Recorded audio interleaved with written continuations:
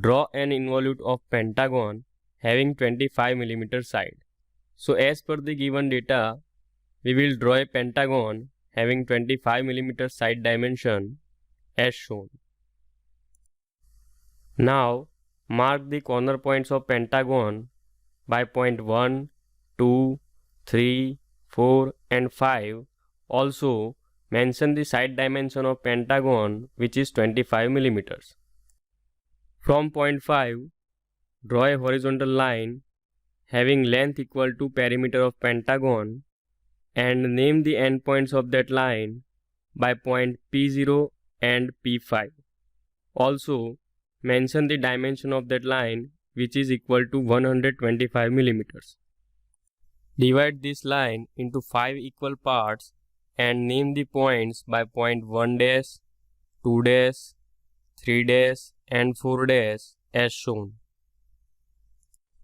After that, extend line 2 1, 3 2, 4 3 and 5 4 up to suitable length.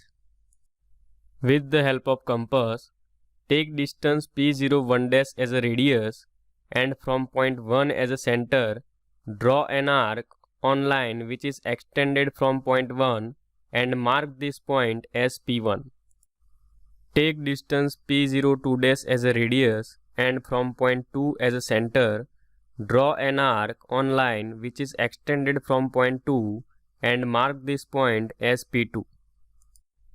Take distance P03 dash as a radius and point 3 as a center, draw an arc on line which is extended from point 3 and mark this point as P3. Take distance P04 dash as a radius and point 4 as a center, draw an arc on line which is extended from point 4 and mark this point as P4. Take distance P0 P5 as a radius and point 5 as a center, draw an arc on line which is extended from point 5. Here, this smooth curve is known as involute of pentagon.